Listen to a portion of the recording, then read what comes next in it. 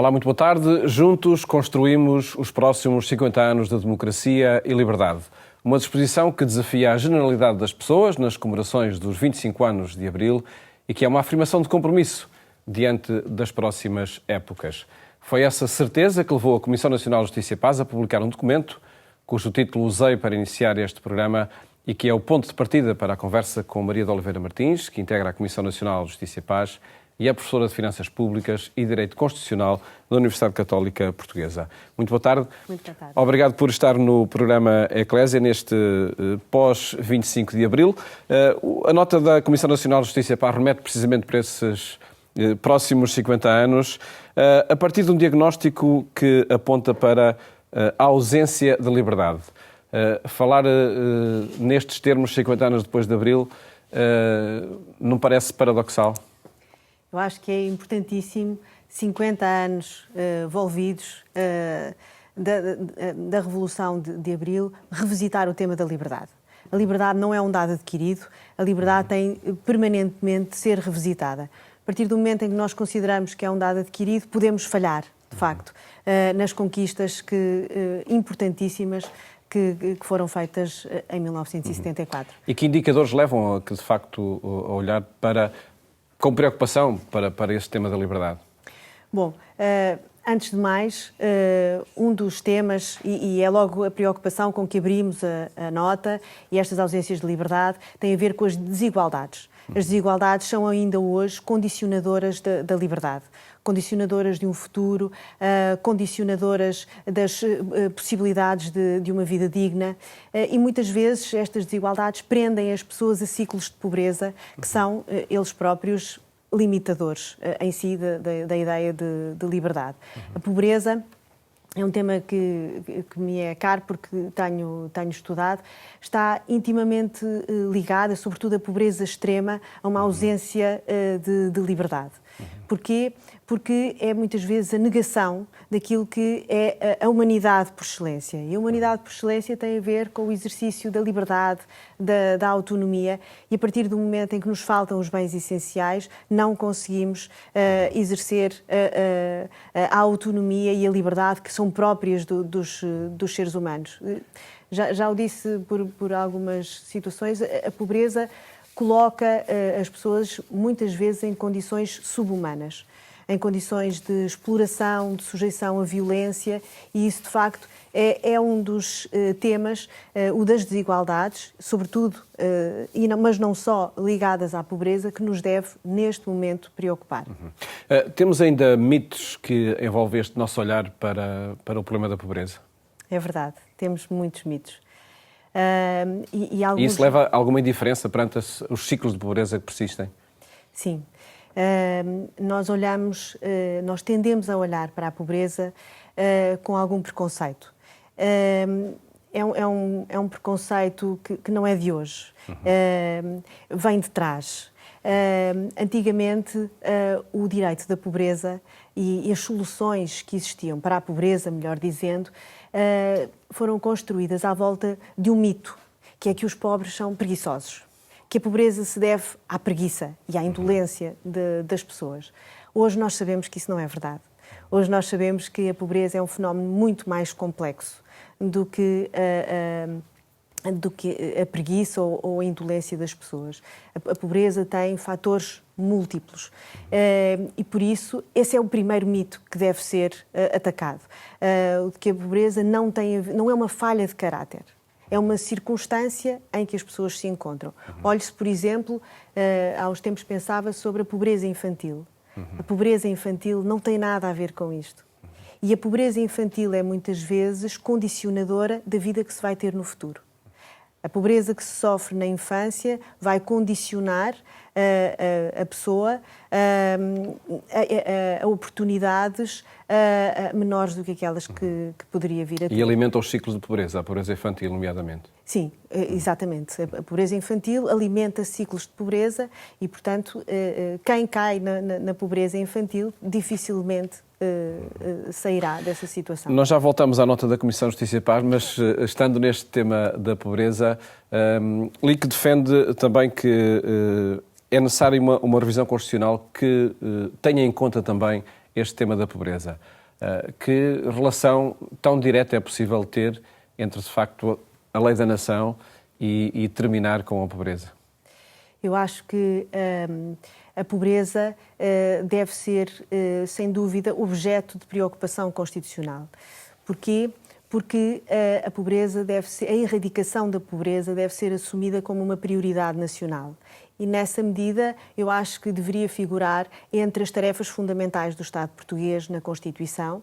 Acho que seria uma oportunidade não só de assumir um compromisso e de caminhar progressivamente em relação a esse fim, mas também uma oportunidade para revisitar o catálogo de direitos fundamentais, porque hoje o preconceito de que falávamos há pouco impede a fruição, o gozo e a fruição pleno dos direitos fundamentais. Dou-lhe um exemplo muito concreto.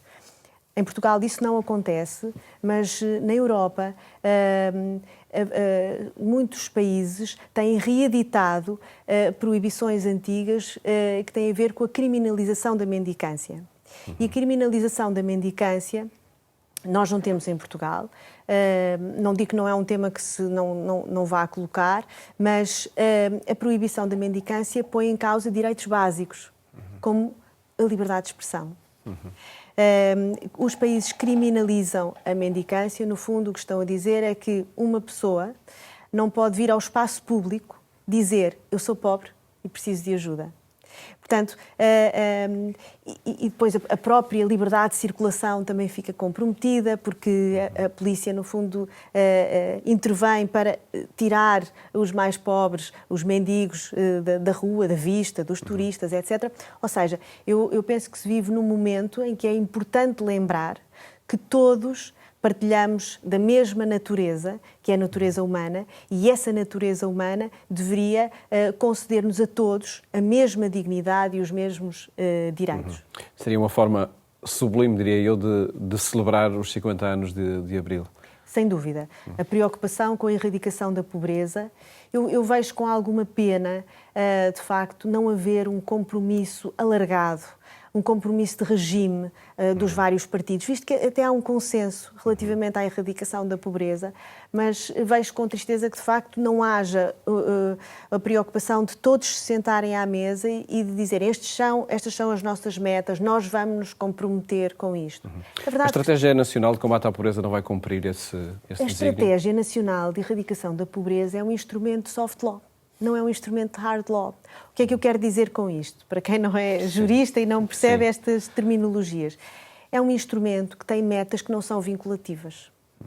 É um instrumento que tem metas que, se não forem cumpridas, não acontece nada. Ninguém é questionado, não se põe em causa o governo ou a estratégia, as políticas sociais que são adotadas. Portanto, nada acontece. É um wishful thinking. Portanto, é aquilo que seria desejável, está ali no plano... Foi isso que se passou já com a estratégia para retirar as pessoas da rua, os sem-abrigos que assim o desejassem. Sim. Até porque a meta era 2024, não é? Pois é.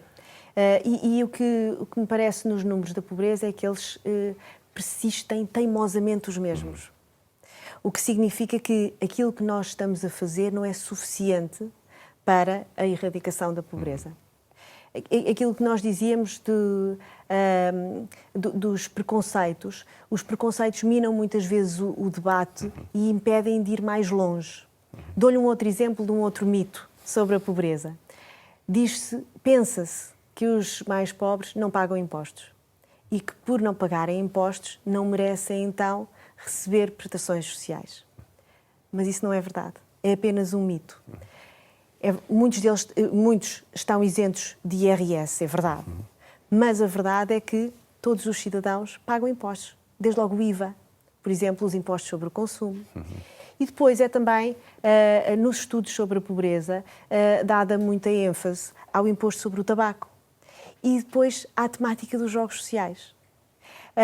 O imposto do tabaco, porque é um imposto regressivo, porque afeta sobretudo quem tem menos rendimentos, e o problema dos jogos sociais. Portanto, em Portugal, de facto, temos um problema com os jogos sociais, isso já foi assinalado tanto pelos estudos da Santa Casa como pelo último estudo encomendado pelo Conselho Económico e Social. Temos, de facto, um problema o perfil do jogador encaixa, sobretudo, nas pessoas com menos rendimentos, o que significa que as pessoas com menos rendimentos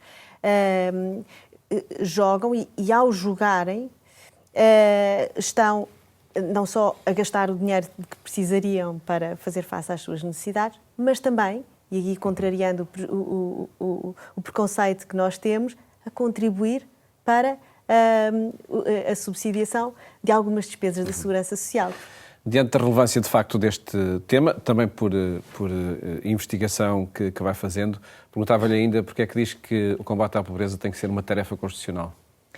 É uma tarefa constitucional porque tem que ser assinalado como acima de qualquer querela partidária. Portanto, acima de quaisquer interesses partidários deve estar, de facto, o tema da pobreza. E agora, voltando aqui à nota da Comissão, porque, de facto, a igual consideração e respeito por todos, que é o ponto de partida de qualquer sociedade desenvolvida, de qualquer Estado de direito democrático, só é conseguida se resolvermos este problema de base e que conduz a tantas desigualdades. É também por causa dos ciclos de pobreza que persistem que falta em muitas pessoas uma visão de futuro que retira a esperança, como aqui indicam? Sim, quando apontamos, quando formulámos esse ponto, também pensámos nesta situação da pobreza e das desigualdades, mas não só. O que queríamos, no fundo, assinalar é que a muitos falta-lhes, de facto, esse horizonte. Há muitos jovens, sobretudo, que não veem em Portugal o sítio onde podem desenvolver, onde podem levar a sua vida com condições de trabalho dignas, porque, enfim, vivemos no espaço da União Europeia e olhamos para os vizinhos, para os nossos vizinhos e vemos que as condições remuneratórias são melhores, as condições de vida são melhores e, portanto,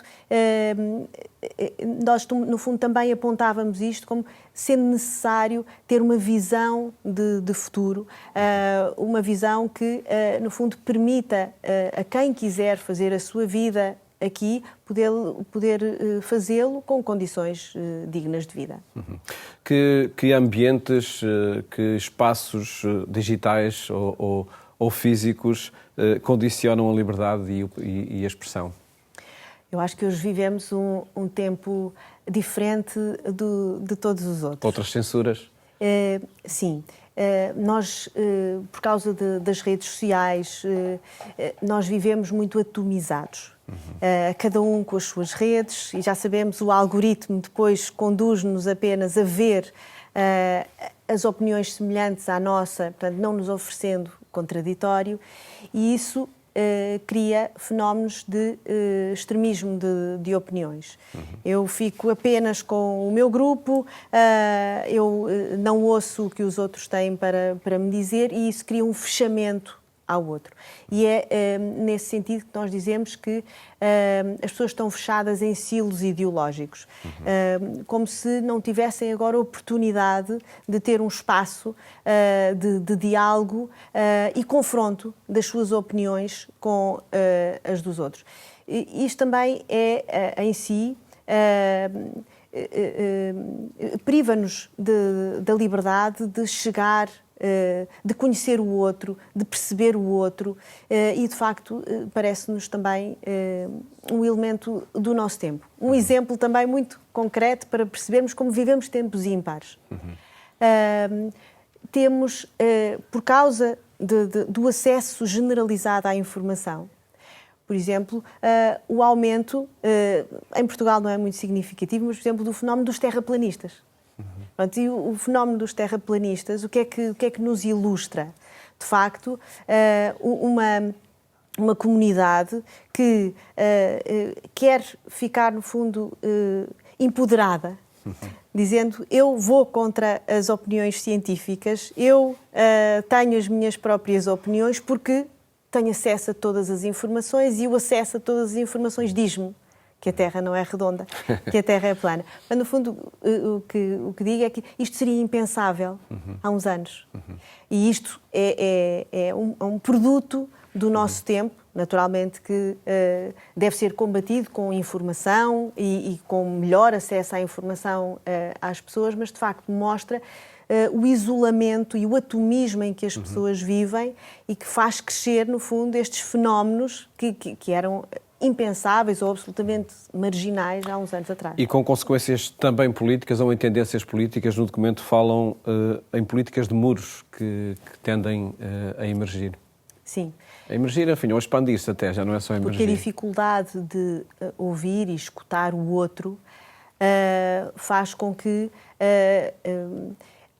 emerjam, no fundo, políticas que muitas vezes assentam em preconceitos. Portanto, preconceitos que não são explorados, preconceitos que não são debatidos e, portanto, cria-se um medo em relação ao outro.